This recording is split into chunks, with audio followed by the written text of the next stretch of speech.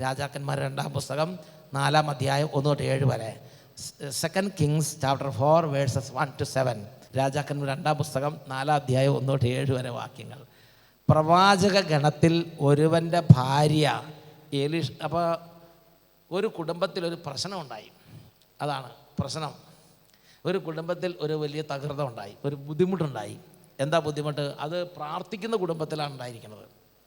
അത് പ്രവാചക ഗണത്തിൽപ്പെട്ട ഒരു പ്രവാചകൻ്റെ വീട്ടിലാണ് ഉണ്ടായിരിക്കുന്നത്. അതായത് ഒരു പ്രാർത്ഥന ഗ്രൂപ്പ് അംഗത്തിൻ്റെ വീട്ടിലുണ്ടായി, അല്ലെങ്കിൽ ഒരു ശുശ്രൂഷകൻ്റെ വീട്ടിലുണ്ടായി. ഒരു ശുശ്രൂഷകൻ്റെ വീട്ടിൽ പ്രാർത്ഥിക്കുന്ന ഒരാളുടെ ഒരു പ്രശ്നമുണ്ടായി. എന്താണ്ടായത്? വായിച്ചു നോക്കിയേ. പ്രവാചക ഗണത്തിൽപ്പെട്ട ഒരുവൻ്റെ ഭാര്യ എലീഷായോട് പറഞ്ഞു, അങ്ങയുടെ ദാസനായ എൻ്റെ ഭർത്താവ് മരിച്ചിരിക്കുന്നു. അവൻ കർത്താവിൻ്റെ ഭക്തനായിരുന്നുവെന്ന് അങ്ങേക്ക് അറിയാമല്ലോ. അപ്പോൾ കർത്താവിൻ്റെ ഭക്തന്മാർ മരിക്കും. അത് ഇനി എല്ലാവരും ഒരിക്കലും മരിക്കില്ലെന്ന് വിചാരിക്കരുത്. സാധാരണ വീട്ടിലുണ്ടാകുന്ന പോലെ എല്ലാ ബുദ്ധിമുട്ടുകളും കർത്താവിൻ്റെ ഭക്തന്മാരായ ആളുകളും ചിലപ്പോൾ അഭിമുഖീകരിക്കേണ്ടി വരും. രോഗം, മരണം, കുടുംബ പ്രശ്നങ്ങൾ, മക്കൾക്കുള്ള പ്രശ്നങ്ങൾ, കുട്ടികൾക്ക് പഠിക്കാൻ പറ്റാത്ത അവസ്ഥ, ഇതൊക്കെ ശുശ്രൂഷകരുടെ വീട്ടിലും ഉണ്ടാകാം, വൈദികർക്കും ഉണ്ടാകാം, ശുശ്രൂഷ ചെയ്യുന്ന വട്ടാലിസിനും ഉണ്ടാകാം, നിങ്ങൾക്കും ഉണ്ടാകാം. ഇല്ലേ? ഉണ്ടായിക്കൂടെ? മനുഷ്യരാണോ? ഇതെല്ലാം ഉണ്ടാകും. ഇത് ഭൂമിയാണ്, സ്വർഗ്ഗമല്ല. അതുകൊണ്ട് ആർക്കും ഏത് സമയത്തും എന്തും ഉണ്ടാകാം. മാർപ്പാപ്പയ്ക്കും ഉണ്ടാകാം. ആണോ? അല്ല, മിണ്ടണല്ലോ. മാർപ്പാപ്പയ്ക്ക് ഉണ്ടായിക്കൂടെ? ഉണ്ടാകാം. ഉണ്ടാകരുതെന്ന് പറഞ്ഞിട്ട് കാര്യമില്ല. മനുഷ്യനാണോ? ഉണ്ടാകാം. ഉറക്കെ പറഞ്ഞേ ഹല്ലേലൂയ, ഹല്ലേലൂയ. അപ്പോൾ പ്രവാചക ഗണത്തിൽപ്പെട്ട, അപ്പോൾ അതുകൊണ്ട് ഒരു ശുശ്രൂഷകനോ ഒരു വൈദികനോ അല്ലെങ്കിൽ മാർപ്പാപ്പയ്ക്കോ അല്ലെങ്കിൽ മെത്രാനോ ഒരു രോഗം ഉണ്ടായെന്ന് വിചാരിച്ച് അപ്സെറ്റ് ആകണ്ട. അവരുടെ വീട്ടിൽ കടബാധ്യത ഉണ്ടായെന്ന് വിചാരിച്ച് അപ്സെറ്റ് ആകണ്ട. അത് മനുഷ്യരാണ്. പാപത്തിൽ ഡിസോർഡറായ ലോകമാണിത്. ഈ ലോകത്ത് ജീവിക്കുമ്പോൾ ആർക്കും എന്തും ഏത് സമയത്തും സംഭവിക്കാം.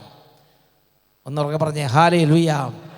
അപ്പോൾ അത് നമ്മൾ ഹെൽത്തി ആയിട്ട് എടുക്കണം. അത് ഞാനൊരു മനുഷ്യനാണ്, സംഭവിക്കാം. ഞാൻ അടുത്ത് വായിച്ചു നോക്കിക്കേ. അപ്പോൾ പ്രവാചകൻ്റെ ഭാര്യ എന്ത് ചെയ്തു? നേരെ പ്രവാചകൻ്റെ ആ ഭാര്യ നല്ല വിശ്വാസമുള്ളതാണ്. ഞാൻ നിങ്ങളോട് പറയുകയാണ്, ഭർത്താവിന് വിശ്വാസമാണെങ്കിൽ ഭാര്യയ്ക്കും കൂടി വിശ്വാസമുള്ളത് നല്ലതാണ്. ഇല്ലെങ്കിൽ കുഴപ്പമില്ല, കുറേ ജീവിതാനുഭവമൊക്കെ വന്നു കഴിയുമ്പോൾ തന്നെ വിശ്വാസത്തിലേക്ക് ആയിക്കോളും.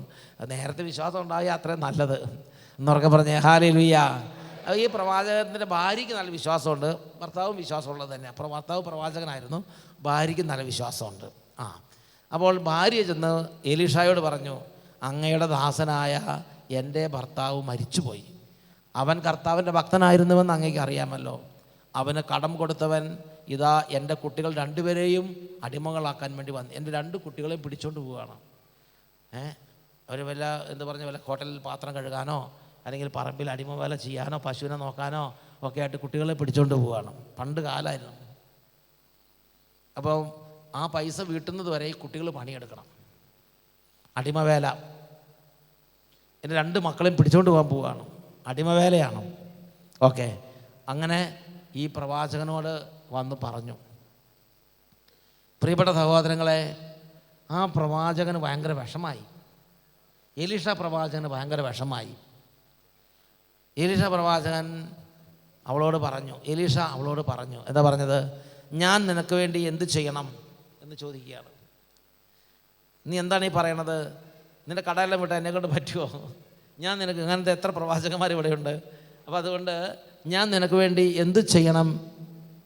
പ്രവാചകൻ ചോദിക്കുകയാണ്. ഞാൻ നിനക്ക് വേണ്ടി എന്ത് ചെയ്യണം പറയുക. അപ്പോൾ പ്രവാചകൻ്റെ ഭാര്യ മിണ്ടാതെ നിന്നു. അതുകൊണ്ട് പ്രവാചകൻ എലീഷ വീണ്ടും പറഞ്ഞു, നിൻ്റെ വീട്ടിൽ എന്തെങ്കിലും ഉണ്ടോ എന്ന് ചോദിച്ചു.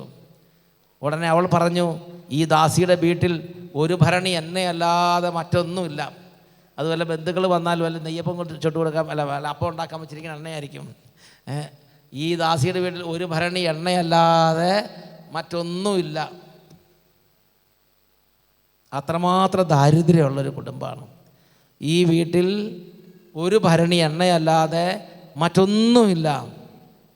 അവൻ പറഞ്ഞു, നീ ചെന്ന് അയൽക്കാരിൽ നിന്ന് ഒഴിഞ്ഞ പാത്രങ്ങൾ ധാരാളം ശേഖരിക്കുക. അത് പ്രവാചകൻ ഒന്ന് പറയുകയാണ്. അടുത്തതോ, പിന്നെ നീയും നിൻ്റെ പുത്രന്മാരും അകത്ത് കടന്ന് പാത്രങ്ങളിൽ എണ്ണ പകരുക. പിന്നെ അപ്പോൾ കുറേ പാത്രങ്ങൾ ഇങ്ങനെ എല്ലാ വീട്ടിലും പോയിട്ട് കാലിപ്പാത്രം ഉണ്ടോ എന്ന് ചോദിക്കുക. ഒഴിഞ്ഞ മൺകുടങ്ങളും അലുമിനിയം പാത്രങ്ങളും ചെമ്പും ചെമ്പകലവും ഉരുളിയെല്ലാം മേടിച്ചുകൊണ്ട് വരിക, മാക്സിമം ശേഖരിക്കാൻ പറഞ്ഞു. അപ്പോൾ ഇവർ പോയി ശേഖരിച്ചു. പിന്നെ നീ നിൻ്റെ പുത്രന്മാരും അകത്ത് കടന്ന് പാത്രങ്ങളിൽ എണ്ണ പകരുക. ഇതിൻ്റെ ഭരണി ഉണ്ടല്ലോ, ആ ഭരണിക്കകത്ത് ഇത്തിരി ഒരു കുടം തലയിൽ വെക്കാനുള്ള എണ്ണയായിരിക്കാം, ചെറിയൊരു ചെപ്പിലായിരിക്കും, അറിയാൻ പാടില്ല. ഇത്തിരി എണ്ണയുണ്ടെന്ന്, ഒരു ഭരണിക്കകത്ത് ഇത്തിരി എണ്ണയുണ്ടെന്ന് പറഞ്ഞിട്ടുള്ളൂ. ആ ഭരണി എന്ത് ചെയ്യണമെന്നറിയാവോ? ആ ഭരണി നീ നേരെ ഈ ഒരു കാലിപാത്രത്തിലേക്ക് ചെരിക്കുക. അങ്ങനെ കാലിപാത്രത്തിലേക്ക് ഭരണി ചെരിക്കുമ്പോൾ എന്താവും? ഭരണി കാലിപാത്രത്തിൽ ചെരിക്കുമ്പം ഇതിൽ നിന്ന് എണ്ണ അങ്ങോട്ട് ഒഴുകാൻ തുടങ്ങും. ഓക്കെ, വായിച്ചു നോക്കിയേ. അകത്ത് കടന്ന് പാത്രങ്ങളിലേക്ക് എണ്ണ നീ ഒഴിക്കുക. നിറയുന്നത് മാറ്റി വെക്കുക. അതിൻ്റെ അർത്ഥം എന്താ? ഈ എണ്ണ അങ്ങനെ ഒഴിക്കാൻ തുടങ്ങി കഴിയുമ്പോൾ പ്രവാചകൻ പറയാണ്, നിറയുന്നത് മാറ്റി വെക്കുക. ഉടനെ അവിടെ നിന്ന പ്രവാചകൻ്റെ ഭാര്യയുടെ നിലപാട് നിങ്ങൾ ശ്രദ്ധിക്കണം. പ്രവാചകൻ്റെ ഭാര്യയ്ക്ക് വേണമെങ്കിൽ ചാടി കയറി പറയാം, അതിന് പ്രഭോ അത്രമാത്രം എണ്ണയൊന്നുമില്ല, ഒരു തുടമുള്ളൂ എന്ന് വേണമെങ്കിൽ പറയാം. നമ്മൾ ചില പേട്ട് പിടിച്ച എഴുതിമാർ അങ്ങനെയൊക്കെ പറയും, ഒച്ചയിൽ വിളിച്ച് പറയും, അത്രയ്ക്കൊന്നും ഇല്ല, ഇച്ചിരി ഉള്ളൂ, അത് ഒരെണ്ണം നിറയാനൊന്നും ഇല്ല, കുഞ്ഞ് ഭരണിയാ എന്നൊക്കെ വേണമെങ്കിൽ പൊരിച്ച് പറയും. ആ പ്രവാചകൻ്റെ ഭാര്യ ജ്ഞാനമുള്ളതായതുകൊണ്ട് ഒരക്ഷരം മിണ്ടിയില്ല. പ്രവാചകൻ സംസാരിക്കുന്ന സമയത്ത് ഞാൻ സംസാരിക്കാൻ പാടില്ല, പ്രവാചകന് ഏത് കാര്യവും പറയുന്നത് അത്ഭുതം നടന്നോളും എന്ന് ഇതിൻ്റെ ഉള്ളിൽ കൃപയുണ്ടായിരുന്നു. അത് വിശ്വസിച്ച് എന്ത് ചെയ്തു? ഒരക്ഷരം മിണ്ടിയില്ല. രണ്ട് തകൃതങ്ങൾ കൂടെ നിൽപ്പുണ്ട്, ചെറിയ പിള്ളേർ, അതുങ്ങൾ ചാടി പറയാൻ തുടങ്ങിയിട്ടുണ്ടാവും. ഉടനെ അതിന് വായു പൊത്തി, മിണ്ടരുത്, പ്രവാചകൻ സംസാരിക്കുകയാണ്, ഏത് അത്ഭുതം നടന്നു, നീ മിണ്ടരുത് പറഞ്ഞ് അതിൻ്റെ വായു പൊത്തിപ്പിടിച്ച് കാണും. എന്തായാലും ഒരു അക്ഷരം മിണ്ടാൻ പിള്ളേരെ സമ്മതിച്ചില്ല. ഓക്കെ, അടുത്തതോ? പാത്രങ്ങൾ. അപ്പോൾ പുത്രന്മാരെ എന്ത് ചെയ്തു? എണ്ണ മാറ്റി വെക്കുക. അവൾ വീട്ടിൽ ചെന്നു, പുത്രന്മാരെ അകത്ത് വിളിച്ച് വാതിലടച്ചു. അപ്പോൾ പാത്രങ്ങൾ ഒരുപാട് ശേഖരിച്ചു. എന്നുണ്ടോ? നല്ല ശുശ്രൂഷയാണത്. എന്നിട്ട് ചേട്ടൻ എന്ത് ചെയ്തു? അവിശ്വാസികൾ, പലതരത്തിലുള്ള കീടങ്ങളുണ്ട്, കീടബുദ്ധി വിളിച്ച് പറയണവർ, എന്തെങ്കിലും കാണുമ്പോഴേക്കും 100,000 അഭിപ്രായം പറയുന്ന കീടങ്ങളൊക്കെ ഉണ്ട്. ആ കീടങ്ങളൊന്നും കാണാതിരിക്കാൻ വേണ്ടി വാതിലടച്ചു. വിശ്വാസത്തിൻ്റെ ശുശ്രൂഷ ചെയ്യുമ്പോൾ സത്യം പറഞ്ഞാൽ കീടങ്ങളെ ഒഴിവാക്കിയിട്ട് വേണം ശുശ്രൂഷ ചെയ്യാൻ. അല്ലെങ്കിൽ ശുശ്രൂഷ നടന്നുകൊണ്ടിരിക്കുമ്പോൾ എന്ത് ചെയ്യും? ഈ കീടങ്ങളെല്ലാം കൂടി വിളിച്ച് പറയും, ഇതെന്ത് പരിപാടി എന്ന് പറഞ്ഞ് ആവശ്യമില്ലാത്ത അഭിപ്രായങ്ങളും കമൻറ്റുകളെല്ലാം കൂടി വിളിച്ച് പറയും. അപ്പോൾ അതുകൊണ്ട് അങ്ങനെ ആവശ്യമില്ലാത്ത കമൻറ്റുകളും അഭിപ്രായങ്ങളും ഒന്നും അവിടെ സംഭവിക്കാതിരിക്കാൻ വേണ്ടി എന്ത് ചെയ്തു? വിശ്വാസം ഇല്ലാത്ത എല്ലാത്തിനും പുറത്താക്കി. എന്നിട്ട് ആ കുടുംബത്തിലുള്ള ഈ വിധവയും ഈ 2 പുത്രന്മാരും ഒഴിച്ച് എല്ലാത്തിനും പുറത്തേക്ക് വാതിലടച്ച് കുറ്റിയിട്ടു. അവൾ പുത്രന്മാരെ അകത്ത് വിളിച്ച് വാതിലടച്ചു. അപ്പം നിങ്ങൾ വീട്ടിൽ 10 പേരുണ്ടെങ്കിലും വിശ്വാസത്തിൻ്റെ കൃപയുള്ളവർ എല്ലാവർക്കും ഉണ്ടായിരിക്കണം നിർബന്ധമില്ല. നിങ്ങൾ നല്ല ശക്തമായി വിശ്വാസത്തിൻ്റെ ഒരു ശുശ്രൂഷയോ വിശ്വാസത്തിൻ്റെ ഒരു കാര്യമോ ചെയ്യാൻ പോകുമ്പം വിശ്വാസത്തിൻ്റെ കൃപ ജ്വലിച്ച് നിൽക്കുന്നവരെ മാത്രമേ കൂടെ നിർത്താവൂ. അച്ഛനത് പഠിച്ചു വരികയാണ്. വിശ്വാസത്തിൻ്റെ കൃപ ജ്വലിച്ച് നിൽക്കുന്നവരെ മാത്രമേ കൂടെ, അല്ലെങ്കിൽ എന്താണെന്നറിയോ, അതിശക്തമായ വിധം പരിശുദ്ധാത്മാവിൻ്റെ പ്രവർത്തനം നടക്കുന്ന സമയത്ത് കീടങ്ങൾ അതും ഇതും വിളിച്ച് പറയും. ഉടനെ ഇതൊന്നും നടക്കിയല്ല എന്ന് പറഞ്ഞാൽ അവിടെ തന്നെ ബുദ്ധിമുട്ടായി. Price the Lord. അപ്പം അതുകൊണ്ട് എന്ത് ചെയ്തു? അതുകൊണ്ടാണ് ഈശോ എപ്പോഴും എനിക്ക് 12 സ്ത്രീകന്മാരുണ്ടായിരുന്നെങ്കിൽ പത്രോസ്, യാക്കോബ്, യോഹന്നാൻ എന്നിവരെ മാത്രം കൂട്ടിക്കൊണ്ട് അവൻ മലയിലേക്ക് പോയി. പത്രോസ്, യാക്കോബ്, യോഹന്നാൻ എന്നിവരെ മാത്രം കൂട്ടിക്കൊണ്ട് അവൻ രോഗിയെ സുഖപ്പെടുത്താൻ പോയി, മരിച്ചവരെ ഉയർപ്പിക്കാൻ പോയി എന്ന് എഴുതിയിട്ടുള്ളത് നിങ്ങൾ വായിച്ചിട്ടില്ലേ? ഉണ്ടോ? വായിച്ചിട്ടുണ്ടെന്ന് എല്ലാവരും നന്നായിട്ട് കുലുക്കുന്നുണ്ട്. എന്നൊക്കെ പറഞ്ഞ് ഹല്ലേലൂയ, പ്രൈസ് ദി ലോർഡ്. എൻ്റെ പ്രിയപ്പെട്ട സഹോദരങ്ങളെ, അപ്പം അങ്ങനെ തുടർന്ന് വായിച്ച് അങ്ങനെ എന്ത് ചെയ്തു? ഈ വിധവ പുത്രന്മാരെ മാത്രം അകത്ത് വിളിച്ച് വാതിലടച്ചു. അവൾ എണ്ണ പകരാൻ തുടങ്ങി. ഈ ഭരണിയെടുത്ത് ചിരിച്ചപ്പോൾ അത്ഭുതം പൊട്ടി ഒഴുകാൻ തുടങ്ങി. ഒരു പാത്രം നിറഞ്ഞു, പിന്നെ എണ്ണ ഇഷ്ടം പോലെ. മോനോട് പറഞ്ഞു, മോനെ അടുത്ത കാലിപാത്രം എടുത്തോണ്ട് വരാൻ പറഞ്ഞു. വിധവ ഇത് വിടുന്നില്ല, വേണമെങ്കിൽ തിരിച്ചു വെച്ചാൽ. അങ്ങനെ ചെയ്യരുത്. ഒരു ശുശ്രൂഷ തുടങ്ങിക്കഴിഞ്ഞാൽ ശുശ്രൂഷയുടെ അഭിഷേകത്തിൽ നിൽക്കുന്ന സമയത്ത് 100,000 കാര്യങ്ങളിൽ പോയി ഇടപെടരുത്. ഈ എണ്ണ പകരുന്ന ആൾ തന്നെ കാലിപാത്രം എടുക്കാൻ വേണ്ടി ഓടരുത്. ഈ എണ്ണ ഇവിടെ ചിരിച്ചു വെച്ചിട്ട് അടുത്ത വീട്ടിൽ പോയിട്ട് ആ ചേച്ചി കാർത്തിയാനി 2 ചെമ്പ് കലം കൊണ്ട് എണ്ണ വരാൻ തുടങ്ങിയിട്ടുണ്ട്, അങ്ങനെയൊന്നും പറയരുത്. അപ്പോൾ അതുകൊണ്ട് ഈ കൃപയുടെ ശുശ്രൂഷ ചെയ്യുന്നവർ 100,000 കാര്യങ്ങളിൽ ഇടപെടാൻ വേണ്ടി പോകരുത്. നിങ്ങൾ ചെയ്യുന്നത് വളരെ വലിയ ഉന്നതമായ ഒരു കാര്യം. ഇപ്പം എന്ത് ചെയ്തു, ഈ പ്രവാചകൻ്റെ ഭാര്യ ഇതുവരെയും കണ്ടിട്ടില്ലാതെ വലിയൊരു അത്ഭുതത്തിൻ്റെ ശുശ്രൂഷയുടെ അടുത്ത് നിൽക്കുകയാണ്. ഈ ഭരണി അങ്ങോട്ട് ചെരിച്ചു, ഇതാ എണ്ണ അങ്ങോട്ട് കൊടുകൊണ്ടാന്ന് പറഞ്ഞ് ഒഴുകാൻ തുടങ്ങി. പാത്രങ്ങൾ ഒരെണ്ണം കഴിഞ്ഞു, രണ്ടെണ്ണം കഴിഞ്ഞു, മൂന്നെണ്ണം കഴിഞ്ഞു. മോനെ അടുത്ത പാത്രം ക്യൂ നിരനിരയായിട്ട് കൊണ്ട് അടുത്തടുത്ത് വെക്ക്, തീർന്ന ഉടനെ ഗ്യാപ്പ് വരരുത് എന്നൊക്കെ പറഞ്ഞ് നിർദ്ദേശങ്ങൾ കൊടുക്കുന്നുണ്ട്. അപ്പോൾ ഈ ശുശ്രൂഷ ചെയ്തുകൊണ്ടിരിക്കുന്ന ഒരു ശുശ്രൂഷകർക്ക് നിർദ്ദേശം കൊടുത്ത് അടുപ്പിച്ച് നിർത്തണം.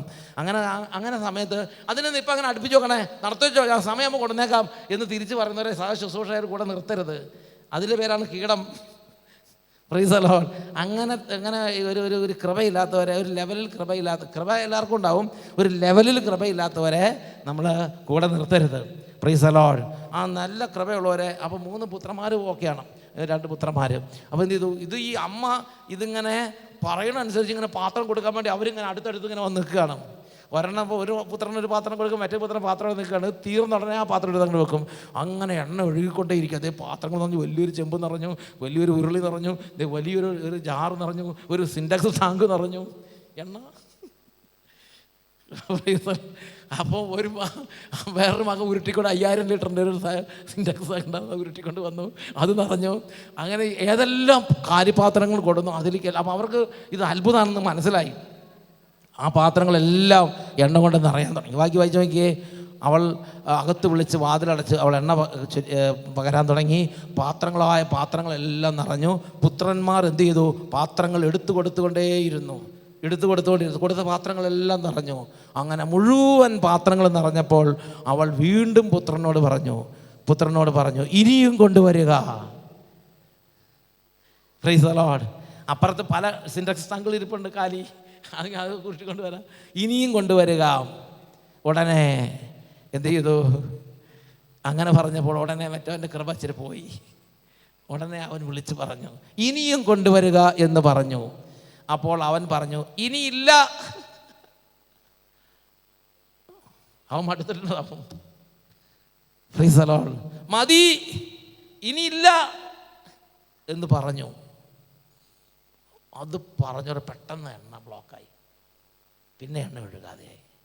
എണ്ണയുടെ ഒഴുക്ക് നിലച്ചു എന്നാണ് പിന്നെ വായിക്കുന്നത്.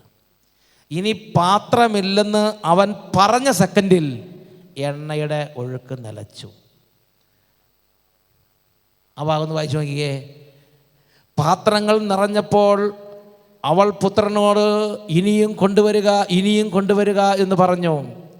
ഇനി പാത്രമില്ലെന്ന് അവൻ പറഞ്ഞപ്പോൾ എണ്ണയുടെ ഒഴുക്ക് നിലച്ചു. പാത്രങ്ങൾ നിറഞ്ഞപ്പോൾ അവൾ പുത്രനോട് ഇനിയും കൊണ്ടുവരിക എന്ന് പറഞ്ഞു. മതി, ഇനി പാത്രമില്ല എന്ന് അവൻ പറഞ്ഞ സെക്കൻഡിൽ അത്ഭുതം നിലച്ചു.